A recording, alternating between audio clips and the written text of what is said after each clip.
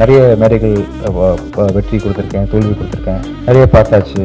அதில் வந்து இந்த படம் வந்து எனக்கு ரொம்ப ரொம்ப ஸ்பெஷலான படம். மனமார்ந்து சின்சியராக உங்கள் எல்லாருக்கும் வந்து அந்த சந்தோஷத்தையும் அந்த நன்றியையும் தெரிவிச்சுக்கணும் உங்களுக்கு அப்படின்றதுக்காக தான் இந்த சக்ஸஸ் மீட்டு. மிக்க நன்றி.